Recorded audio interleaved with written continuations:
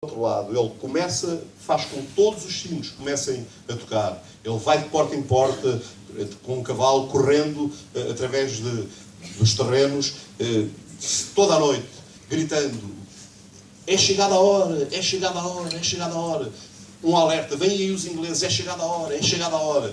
O que acontece é que, devido ao alerta deste homem, quando os ingleses vieram, os ingleses sofreram a primeira derrota na Guerra da Sucessão. A Guerra da Sucessão começou nesta altura. A guerra que deu a independência aos Estados Unidos e que fez dos Estados Unidos e que acabou nos Estados Unidos com a escravatura, com a segregação, pelo menos até à década de 70 do século passado. O que eu estou a dizer, irmãos, é que um homem, ele, pela calada da noite, quando toda a gente dormia, quando toda a gente estava nas suas camas descansadas, sem qualquer pensamento de que alguma coisa estava iminente para acontecer, este homem, ele deu o alerta final. Ele veio gritando: é chegada a hora, despertem, vêm aí os ingleses. Irmãos, eu quero dizer que é chegada a hora também da igreja despertar. Amém? É chegada a hora da igreja despertar. E quando eu estou a falar da igreja, eu não estou a falar num conceito abstrato.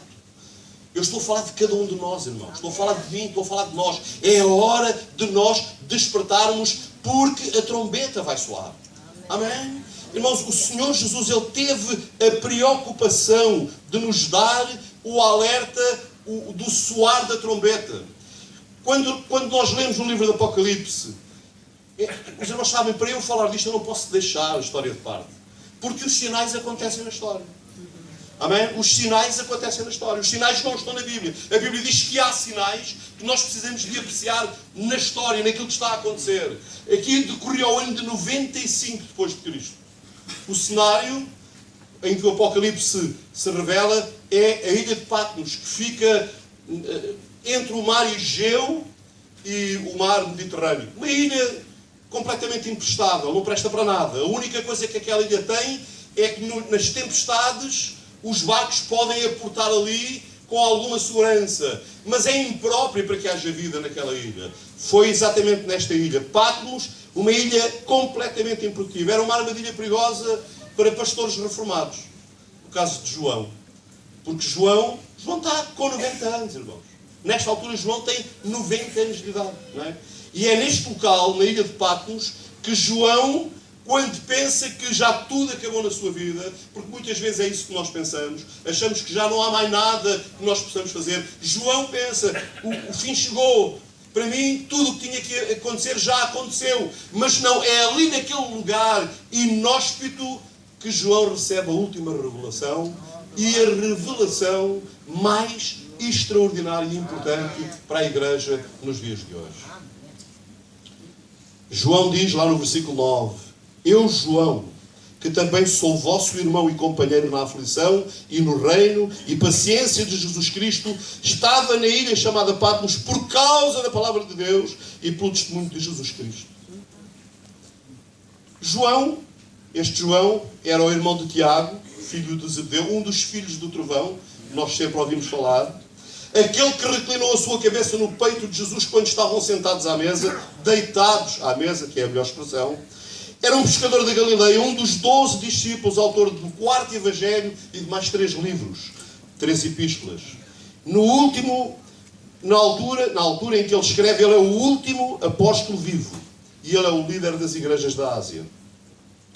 Quando o alerta final, o Apocalipse soou, o apóstolo João, idoso, muito idoso, estava exilado nesta ilha, acorrentado, obrigado a trabalhos esforçados por causa da sua fé em Cristo. Irmãos, como eu já disse, Patmos era um lugar de desterro. Olha, Patmos seria o equivalente aos dias de hoje. Aos dias de hoje, não propriamente, mas aos dias passados. Seria o equivalente ao Tarrafal. Alguém aqui já ouviu falar do Tarrafal? Só quem veio do tempo do outro regime é que se lembra.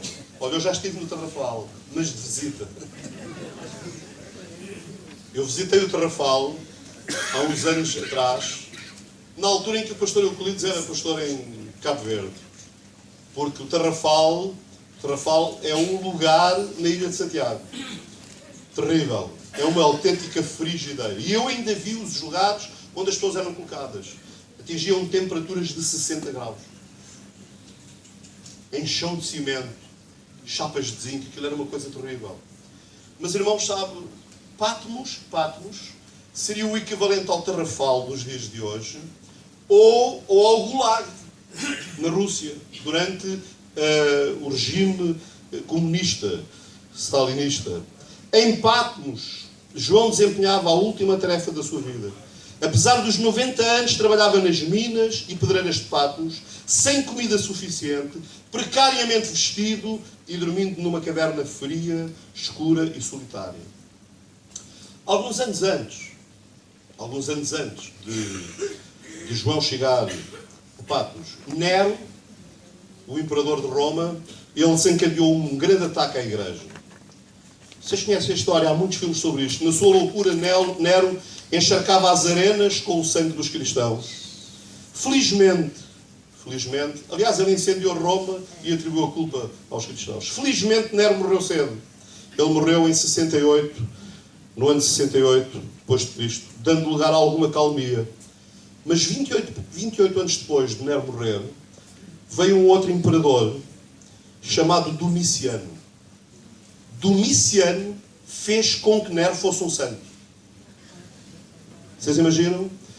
Domiciano era tão mau para os cristãos, que tudo aquilo que Nero fez parecia brincadeira de crianças. Ele agiu contra os cristãos com uma fúria muito maior do que a de Nero. Domiciano decreta a adoração ao imperador para manter unido o império. Nenhum cristão escaparia caso não adorasse a César e renunciasse a sua fé em Jesus Cristo. Ora, João recusa-se a fazê-lo. Vocês já perceberam?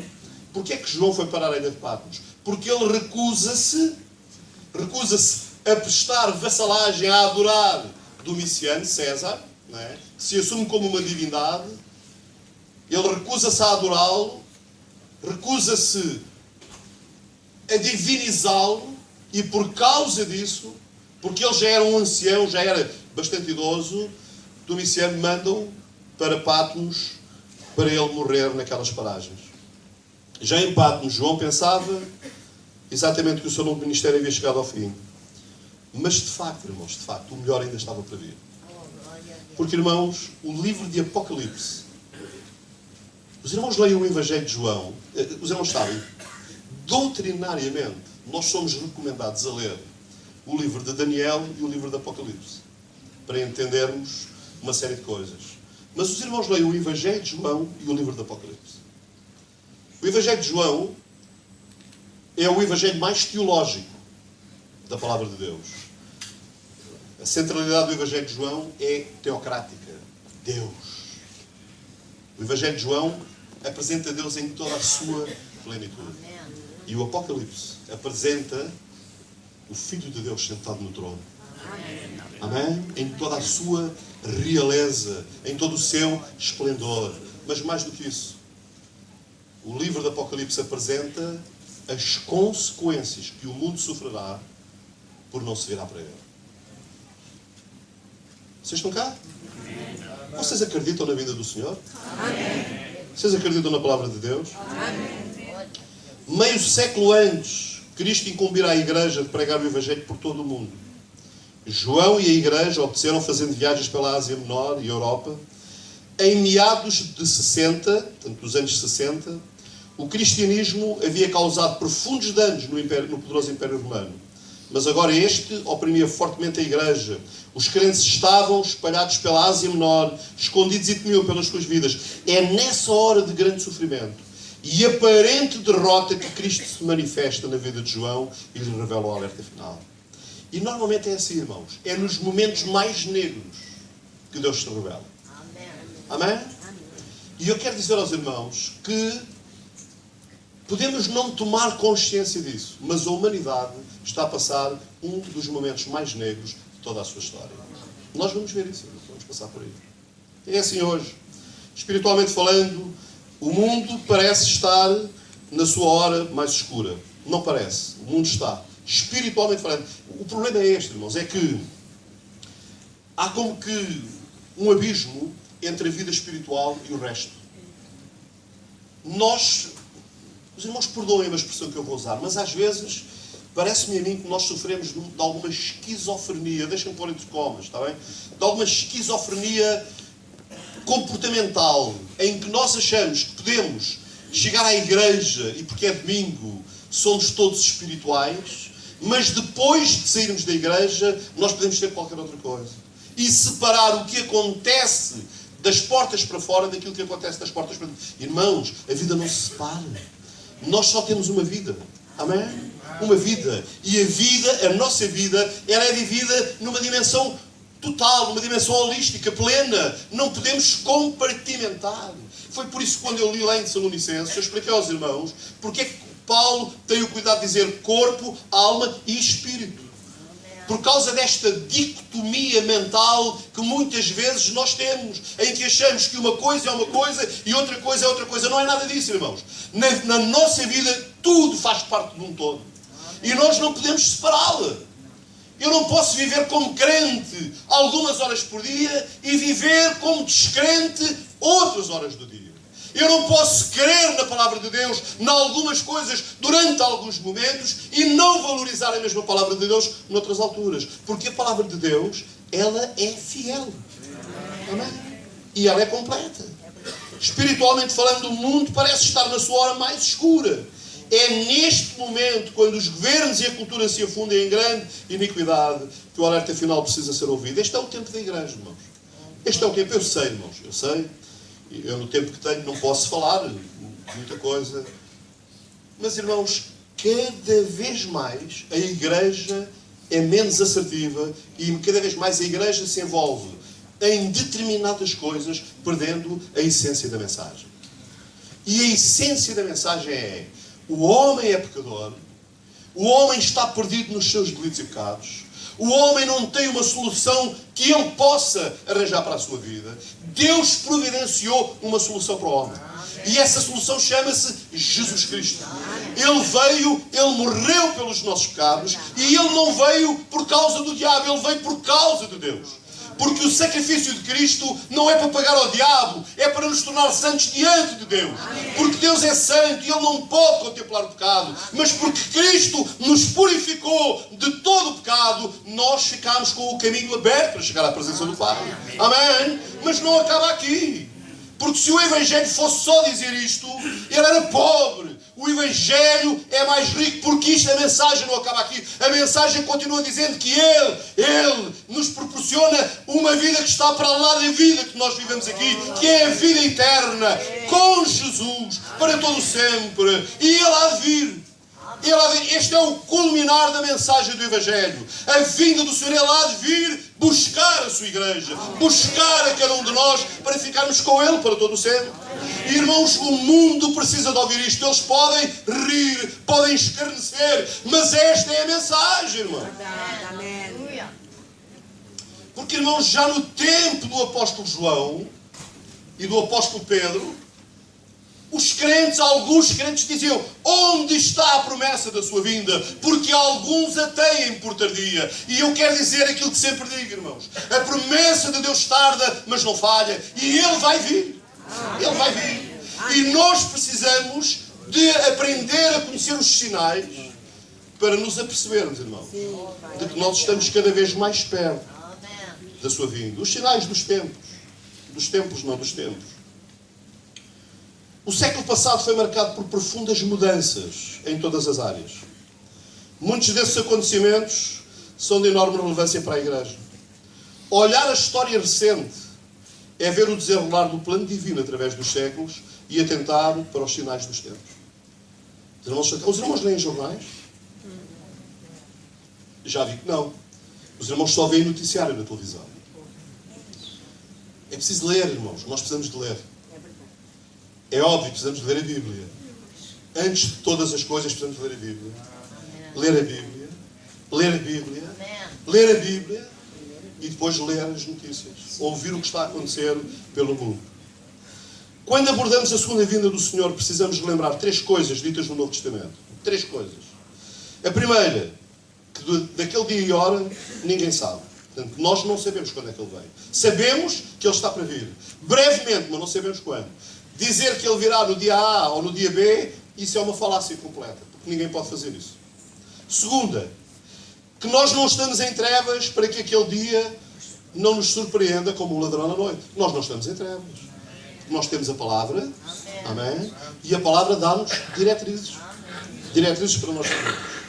E por fim, o terceiro alerta, para nós compreendermos, diz, compreendeis a face dos céus, ouçam. Pois, este versículo é forte. Compreendeis a face dos céus e não sabeis discernir os sinais dos tempos.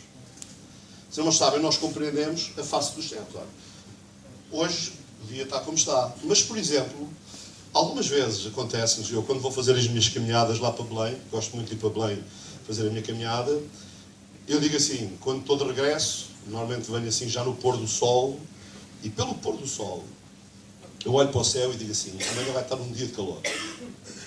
Porquê? Porque o céu está vermelho. Vocês estão cá?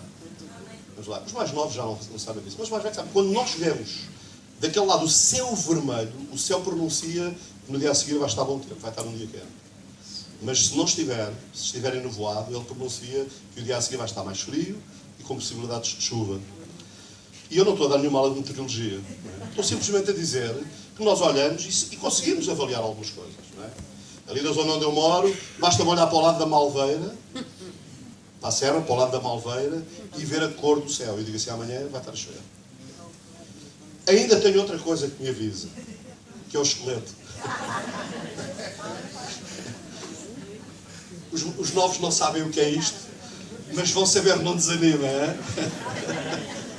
E eu não estou a profetizar, estou apenas a fazer uma constatação, não é? O meu esqueleto diz-me, o tempo está a ficar úmido, vai complicar, não é? O que é que isto quer dizer, irmãos? Irmãos, ouçam. E não sabeis discernir os sinais dos tempos. Há sinais claros a indicar que a volta de Jesus está próxima. Estão a acontecer coisas importantes que não podem ser ignoradas. Não podemos considerá-las factos naturais da vida, porque isso pode ser considerado uma enorme falta de discernimento. Eu tinha nove sinais para apresentar aos irmãos. Vou ver se consigo apresentar 2. Está bom? Os outros eu depois vendo, se vocês quiserem. O primeiro sinal claro que nós temos fala das guerras e das revoluções. Em Lucas, capítulo 21, versículo 10, diz assim a palavra do Senhor. Então lhes disse, desculpem lá, mas eu estou mesmo seco, não é?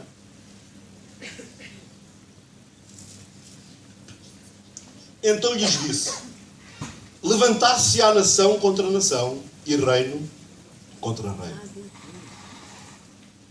Um texto simples. Palavras do Senhor Jesus acerca do sermão profético. Ele está no sermão profético a falar das últimas coisas e ele diz, levantar-se-á nação contra nação e reino contra reino. Vamos tecer algumas considerações, irmãos. O século passado, o século XX, apesar da euforia de que tudo progredia a passos largos em direção a uma utopia mundial, foi marcado por 2 guerras mundiais. Vocês estão cá?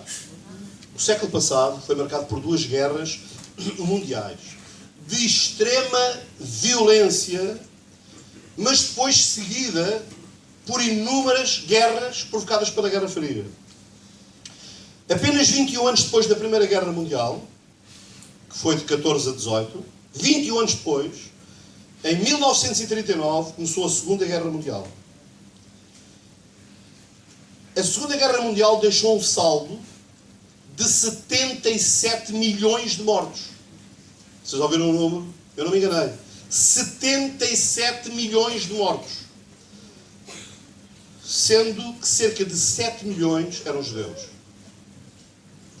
A bomba atómica, atirada sobre Hiroshima e Nagasaki, no dia 6 de agosto de 1945, trouxe ao mundo o conhecimento de um poder de destruição nunca antes imaginado. A energia atómica. Estamos a falar do século passado. Ouçam, um dos versículos que Pedro diz é que nos últimos tempos os elementos ardendo se desfarão. Alguns especialistas entendem que esta é uma visão profética da bomba atómica.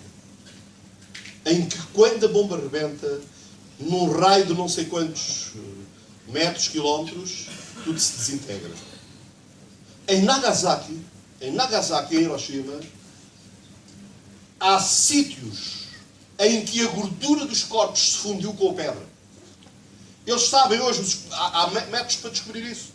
Quando eles caminham por aqueles lugares onde aconteceu e que está tudo mais ou menos restaurado, há marcos que eles deixaram ficar como um memorial.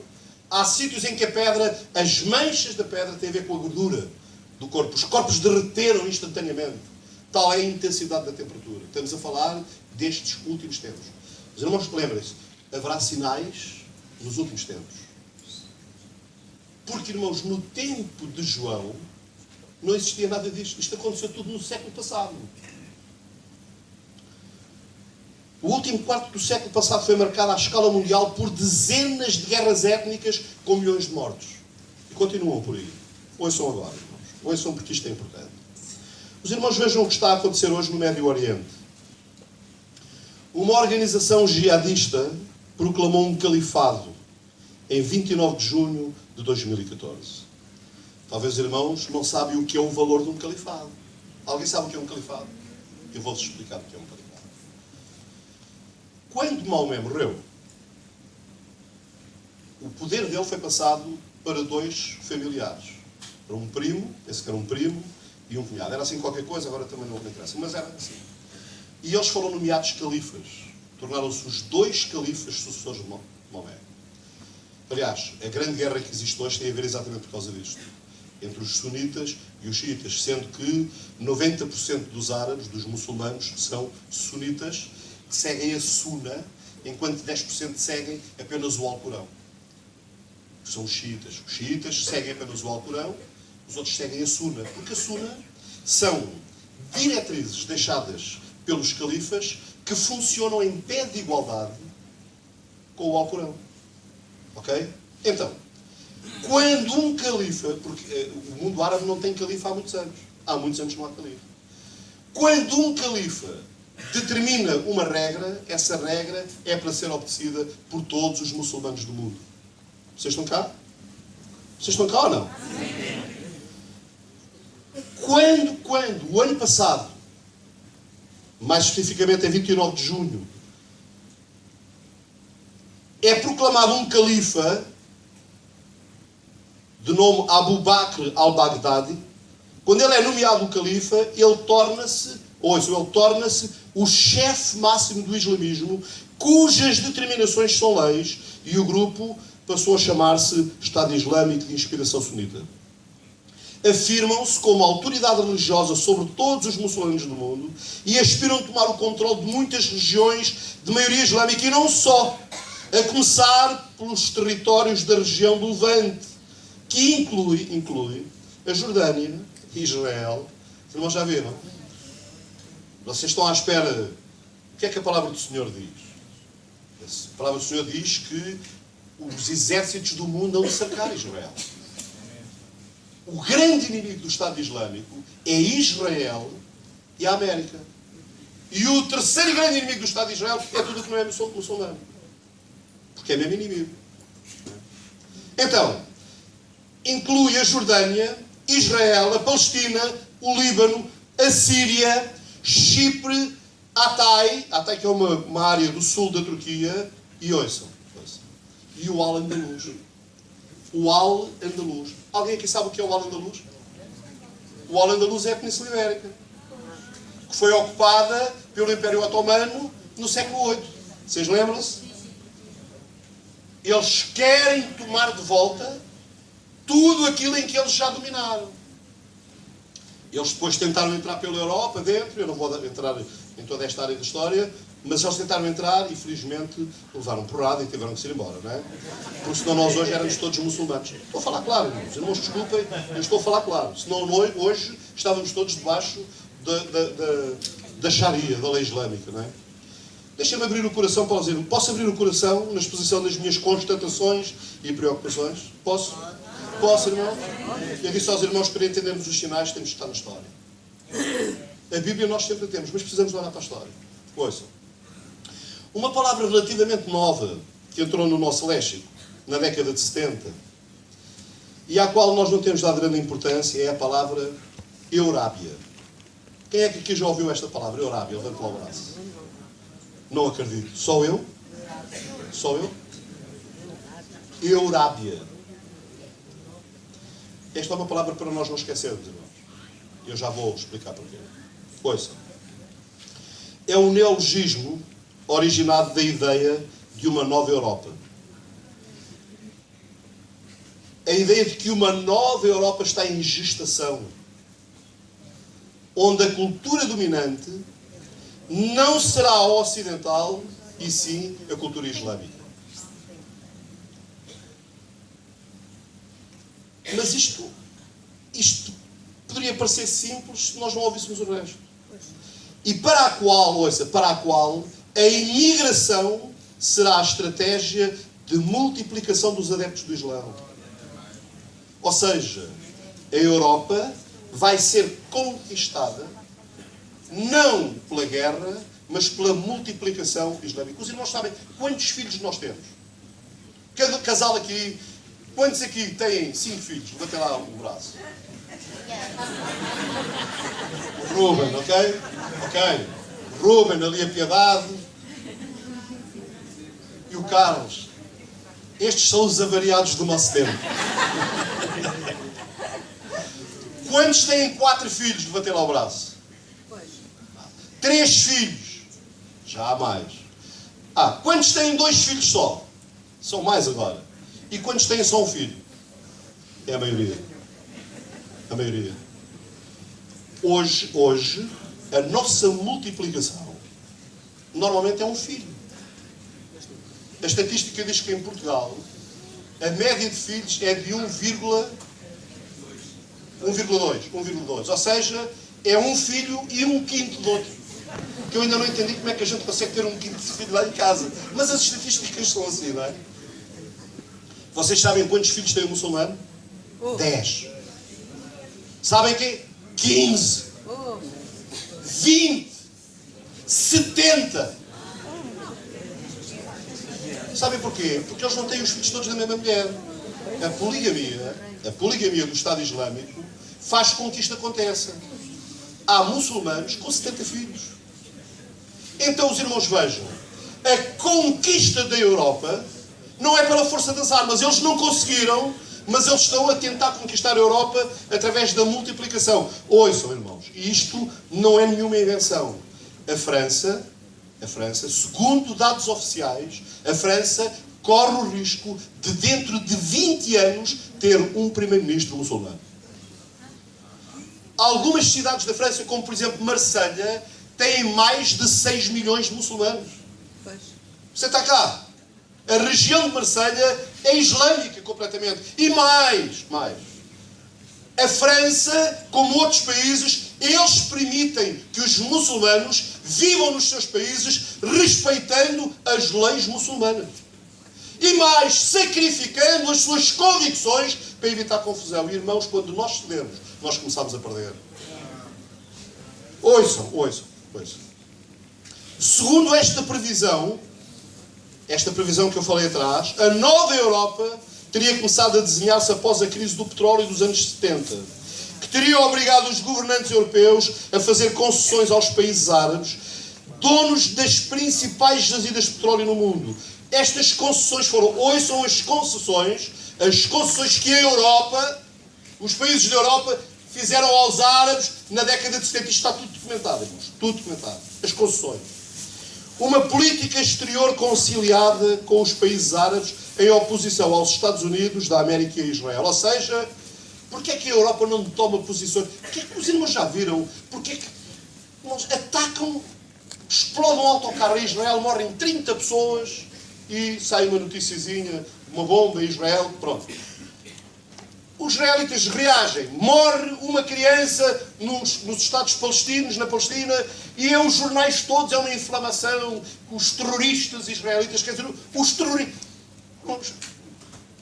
Cabe na cabeça de alguém, o primeiro homem a desviar um avião foi o Yasser Arafat, que o Álvaro tem o privilégio de morar na rua dele. Foi o primeiro homem, o primeiro terrorista a desviar um avião que recebeu o Prémio Nobel da Paz. Nós, ou eu sou doido ou o mundo está doido. Nós estamos a falar de sinais, irmão. Isto pode nos passar ao lado, mas nós estamos a falar de sinais dos últimos tempos. Ouçam, uma política exterior conciliada com os países árabes em oposição aos Estados Unidos da América. Os irmãos já viram? Os árabes, eles exigem, na Europa, exigem tudo e mais alguma coisa. Irmãos, porquê que, por exemplo, a Arábia Saudita, que é o país muçulmano mais poderoso do mundo, eles não abdicam nada dos princípios deles. Nada. Nem uma vírgula. Você vai para lá e leva uma Bíblia e vai para a cadeia. É proibido pregar o Evangelho. É proibido fazer um converso na Arábia Saudita. No entanto, eles vêm para aqui e dá-se terrenos para mesquitas e tudo e mais alguma coisa. Irmãos, eu não estou a fazer nenhuma... Não estou a fazer, a estimular a uma intifada. Nada disso, irmãos. Eu estou a alertar os irmãos para sinais. Sinais. Porque o meu desejo é que os muçulmanos se convertam. Porque os muçulmanos vão para o inferno se eles não aceitarem Jesus como Senhor e Salvador. Como toda a gente que não aceita Jesus como Senhor e Salvador está condenada. Porque em nenhum outro há salvação. A não ser que a Bíblia esteja errada, o que não está, então nós temos que proclamar isso. Porque em nenhum outro há salvação. Olha, o Albert teve aqui o Wider. Wider vai lá às prisões. Ele é muçulmano, vai lá às prisões, mas eu sabia lá que ele continuava muçulmano. Eu pensei que ele já se tinha convertido. E aqui com ele, eu disse a ele, Wider, a única maneira de nós termos a vida eterna garantida é com Jesus. Porque Jesus foi o único que teve a prerrogativa de dizer: eu sou o caminho, eu sou a verdade, eu sou a vida. Fora de mim não há nada certo. Só ele. E ele ficou muito sério a olhar para mim. E depois diz-me assim: é bom falar contigo, irmão. Eu gosto do Wider. Acho que ele quer boa praça, não é? Ouça. Estas concessões incluíram esta política exterior, a entrada da Turquia na União Europeia. Vocês não sabem porque é que eles impuseram. Felizmente ainda não entrou. Mas sabe porque é que eles impuseram a Turquia como entrada na União Europeia? Porque a Turquia, entrando na União Europeia, as fronteiras ficam abertas. E aquilo é a forma deles nos invadirem. Felizmente ainda não aconteceu, mas vai acontecer. Mas não tenho dúvidas, vai acontecer. A abertura à imigração procedente de países muçulmanos. Irmãos, eu não estou a pegar nisto por causa dos refugiados. Porque há muito refugiado aí, até cristão, que vem a fugir da Síria. A Síria era um país que tinha uma boa expressão cristã. E do Líbano também, muitos cristãos no Líbano. Eles vêm a fugir, mas irmãos, já se sabe hoje que a maioria dos que vêm não tem nada a ver com eles. Não tem mesmo nada a ver com eles. E o Estado Islâmico já veio dizer, o próprio Estado Islâmico já veio dizer, que entre os refugiados há centenas de militantes do Estado Islâmico para provocar a desestabilização na Europa. Porque eles sabem fragilizar para invadir. Se eles nos fragilizarem, eles vêm. O repúdio, ouça, esta é forte, o repúdio à menção das raízes cristãs da Europa na Constituição Europeia. Os irmãos não acham estranho que a Constituição Europeia não fale das nossas raízes cristãs? Não fala. Felizmente que há um país ou outro, que é o caso da Suíça, que não entrou de bandeira na Comunidade Europeia e eles dizem: na Suíça mandam os suíços. Quem quiser vir para aqui faz como nós fazemos. Porque se não quiser fazer como nós fazemos, escusa de vir. Foi isso que o Primeiro-Ministro da Austrália fez também. O Primeiro-Ministro da Austrália veio dizer: na Austrália nós somos cristãos. Acreditamos em Deus, acreditamos na Bíblia e vivemos de acordo com estes princípios cristãos. Nós não convidamos ninguém a vir para cá. Se quer vir para cá, respeita os nossos princípios. Adapta-se à nossa cultura. Não somos nós que temos que nos adaptar. É quem vem que tem que se adaptar. E quem vem com este propósito é bem-vindo. Se não vem com este propósito, escusa de vir. Não faz cá falta nenhuma. E irmãos, nós precisamos, irmãos. Nós estamos a vender a nossa fé. Nós estamos a vender a nossa confiança. A ceder em tudo e a deixar de falar daquilo em que acreditamos, com medo das retaliações. A defesa da falsa compatibilidade entre o Islão e a democracia. Irmãos, o islamismo e a democracia não casam. Porque o islamismo é uma forma religiosa de exercer política. Política e religião no Islão é a mesma coisa. Não há laicismo no Islão. a romantização de certos períodos da história europeia, como no domínio do Al-Andalus, que eu já falei há pouco, ao mesmo tempo que se repudia a reconquista da Europa ou a colonização da América. Outro aspecto, a adoção de tolerância cultural com a aceitação da poligamia e outras prerrogativas islâmicas. Isto já acontece na Europa, em França, na Inglaterra, estas coisas já são normais. Nós estamos a perder a nossa identidade. De facto, irmãos, o Ocidente está moral e intelectualmente doente. Os irmãos ouçam bem. É um oráculo. Foi considerado um oráculo. Eu não sei se alguém aqui ouviu falar de uma jornalista que morreu em 2006, que foi muito forte na década de 70, chamada Oriana Fallaci. Quem é que aqui já ouviu falar de Oriana Fallaci? Olha, só para os irmãos entenderem. Eu li um livro dela que foi Entrevistas ao Henry Kissinger, já há muitos anos também. E a Oriana Fallaci, ela era uma mulher de esquerda. Mas o que está aqui em causa não é a questão da cor política dela, porque ela não a define. Ela só tinha tendências de esquerda. Ela entrevistou as pessoas mais importantes do mundo na sua época. E ela foi a primeira voz a falar contra os perigos da invasão árabe. Ouça o que ela diz. Você não pode sobreviver se não conhece o seu passado. Nós sabemos porque as outras civilizações desapareceram. Elas desapareceram por excesso de riqueza, prosperidade, junto à falta de moralidade e espiritualidade. Quando você desistir dos seus princípios e dos seus valores, quando você zombar destes princípios e valores, você está morto. A sua cultura estará morta, a sua civilização estará morta e a sua esperança estará morta. É impressionante, irmãos. Eu penso que ela que era católica, não é? Mas, irmãos, os irmãos, desculpem, isto é um oráculo. Isto é de uma clarividência. Isto foi escrito na década de 70. E o que ela falou está a acontecer hoje. Os irmãos vão ver, a Bíblia fala, o Senhor Jesus diz que haverá sinais nos tempos. Conheceis, sabeis olhar para o céu e ver, e não sabeis discernir os sinais dos tempos. Deixem-me citar um diálogo. Eu podia falar aqui tanta coisa, mas deixem-me citar um diálogo de um filme que eu gostei, chamado Quo Vadis. Alguém viu o Quo Vadis? Toda a gente viu o Quo Vadis. Eu vi o filme agora no Natal, agora no Natal, já estamos quase no Natal, foi na altura do Natal. E a dada altura este diálogo, foi a segunda ou terceira vez que vi, este diálogo saltou-me e andei com o filme para trás, porque agora a gente pode fazer isso para escrever o diálogo.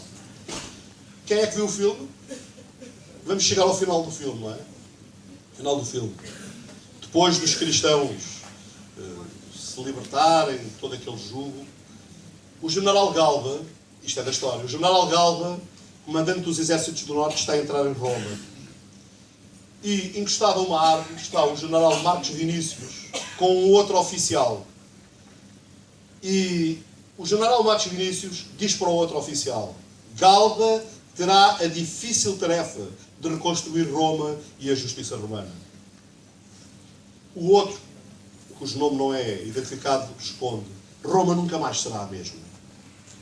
Marcos Vinícius diz: Egito, Babilónia, Grécia, Roma. O que seguirá? Em modo de reflexão, o outro responde: um mundo mais estável, porque o filme tem a ver com o cristianismo, um mundo mais estável ou uma fé mais estável. E Marcos Vinícius, refletindo, responde: não é possível um sem o outro. É impressionante. Um mundo estável precisa de uma fé estável. Não é? Mas, irmãos, no mundo hoje, a única coisa que não é estável é a fé. A fé está diluída, foi posta em causa. Foi complicado. Um mundo mais estável precisa de uma fé mais estável. Toda a instabilidade do mundo hoje deve-se a toda a instabilidade a que a fé foi lançada. Isto é um sinal claro da iminente vinda de Jesus. Eu vou, porque o meu tempo já se foi, eu vou falar aqui apenas num outro aspecto, que é um versículo que está em Isaías, que diz assim, este versículo ontem bateu-me, que diz assim: Isaías capítulo 2, versículos 5 e 6. Vinde, ó casa de Jacó, igreja. Amém? Porque a igreja é a casa de Jacó no Novo Testamento. Amém? Vinde, ó casa de Jacó, e andemos na luz do Senhor. Mas tu desamparaste o teu povo, a casa de Jacó. Ouça agora, repare bem nesta expressão. Porque se encheram dos costumes do Oriente. E são agoureiros. Irmãos, vocês estão cá, vocês estão a viver os tempos de hoje. Quais são as religiões hoje que dominam no nosso meio? São as religiões do Oriente. Os gurus estão aí. Olha, os irmãos leiam o meu artigo nas Novas Drogarias sobre o Reiki. O que está a acontecer hoje, irmãos, é uma coisa impressionante. Porque se encheram dos costumes do Oriente e são agoureiros. O movimento Nova Era, que exportou inúmeros conceitos das religiões e filosofias orientais, tem sido um fenómeno religioso em contínuo crescimento. A sua influência tem sido sentida em diversos setores da vida moderna, na educação, na medicina e noutras áreas. Muitos que não foram alcançados pela mensagem do Evangelho têm-se apegado a este tipo de espiritualidade satânica, que nada mais é do que a preparação para o governo do Anticristo. Eu ainda gostava de considerar aqui outro aspecto. Os irmãos tenham paciência comigo hoje, está bem? Eu tinha 9 pontos, falei de 2, vou falar de um terceiro, está bom? Um dos sinais dos tempos muito claros. O Senhor Jesus, no sermão profético em Mateus, ele diz: e por se multiplicar a iniquidade. E por se multiplicar a iniquidade, o amor de muitos chegará. Para muitos, particularmente para as novas gerações que estão lá atrás, porque já nasceram neste sistema atual de pensamento. Talvez pareça absurdo falar do aumento do pecado. Se nós falarmos com os nossos adolescentes e jovens que já nasceram neste sistema, para eles, se calhar, falar de pecado faz-lhes alguma confusão. Eles levantam as questões pertinentes do pensamento da época. A Bíblia não diz que temos que nos amar. Então, porquê é que um homem não pode amar outro homem? Pode. Claro que pode. Não pode envolver-se fisicamente com ele. Porque isso é pecado. Isso é pecado. Mas pode amar. Eu amo os homens que aqui estão. Agora, não vos amo para casar com vocês. Como diria outro, Deus me livre.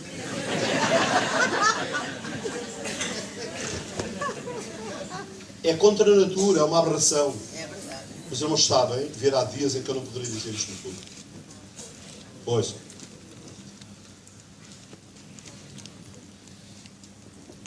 O pecado é um dos sinais dos tempos apontados por Jesus no sermão profético. Hoje, prolifera a pornografia, fornicação, adultério, desonestidade, violência, o que é evidente a qualquer pessoa. A revolução sexual e as drogas ganharam tal espaço na sociedade, parece que tudo isto é certo, e o que é certo é ridicularizado. Já o profeta Isaías dizia: ai dos que ao mal chamam bem, e ao bem mal, que fazem das trevas luz e da luz trevas, e fazem do amargo doce e do doce amargo. Ai, é um dos ais, diz Isaías. Porque o conceito de pecado tem sido ridicularizado. Isto lançou o ser humano numa depravação sem precedentes na história da humanidade. Hoje, até temos medo de pronunciar a palavra pecado, porque corremos o risco de ser presos. Hoje vive-se através dos média e de algumas correntes políticas a apologia do mal. Mulheres em cargos públicos ou em cargos de distinção exibem a sua nudez pública e orgulhosamente. Vocês estão cá? Alguém viu isto? Vocês têm visto? E nós dizemos assim: que ousadia. Que ousadia não, que aberração.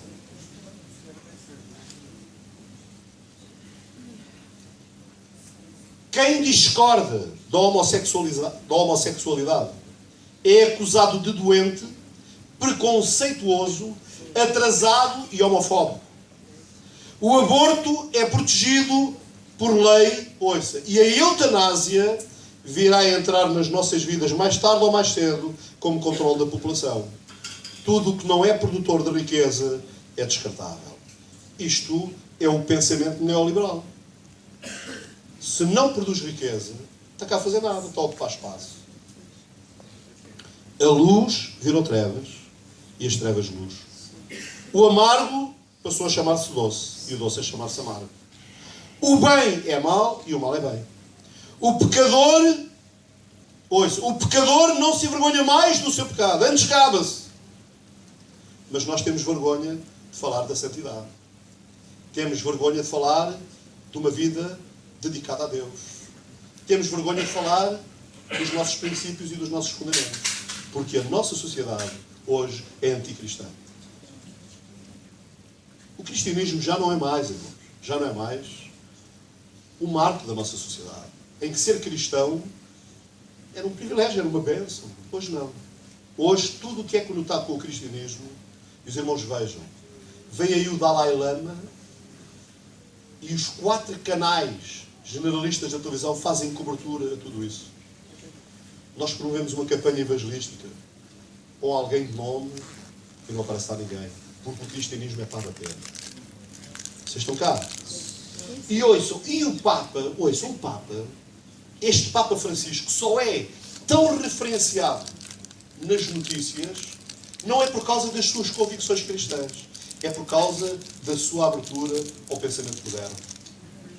Vocês estão cá? Ele tem um discurso virado para a aceitação daquilo que o mundo aceita. Fica bem. Porque no dia em que este Papa disser assim, a Bíblia é a palavra de Deus, e a palavra de Deus não está errada, e é para ser respeitada através dos tempos, através das épocas e por todas as pessoas. No dia em que ele fizer isso, ele cai do altar abaixo. Vocês ouviram? O Papa Francisco, ele não é bajulado, apreciado por causa das suas virtudes teológicas. Aliás, por causa das virtudes teológicas, era o Ratzinger e todo o mundo dizia mal dele. Você está a ouvir ou não? Estamos a falar de sinais, irmãos.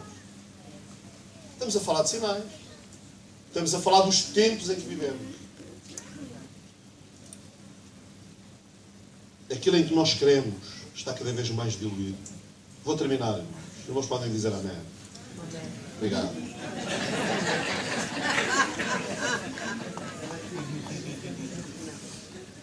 O pecador não se envergonha mais do seu pecado, antes gaba-se dele.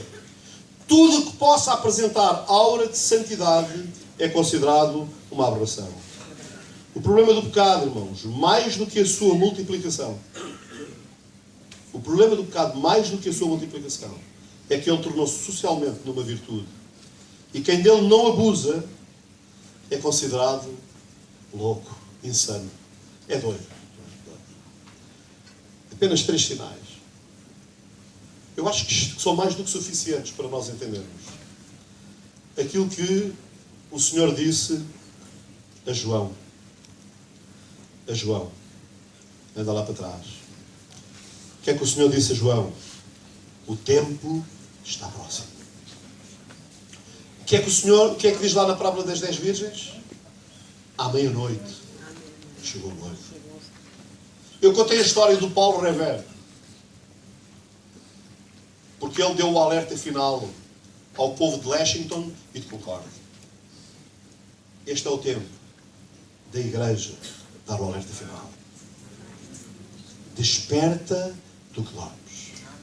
Desperta do que dormes. E Cristo te iluminará. Amém? Quantos aqui estão à espera da vinda do Senhor? Quantos acham que aquilo que eu falei, estes sinais? Irmãos, eu tive que limpar muita coisa. Eu fiquei com 14 páginas, mas eu tinha quase 30 páginas. Quando me ponho a escrever, nunca mais paro. Não é? E destas 14 falei de 7. Portanto, as outras 7 fica para um dia destes, está bem?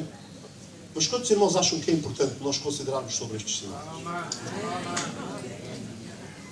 Irmãos, fiquem atentos. Fiquem atentos. Os irmãos vejam. Vejam com olhos de ver. Observem. Observem E pensem, é outra vez meia-noite. É outra vez meia-noite. O que é que aconteceu à meia-noite? Chegou o noivo. À meia-noite chegou o noivo. Quantos aqui acham que é outra vez meia-noite? Levanta lá o braço. E quantos podem dizer ao noivo? Ora bem, ora bem, ora bem. Os irmãos querem ficar de pé? Ora bem.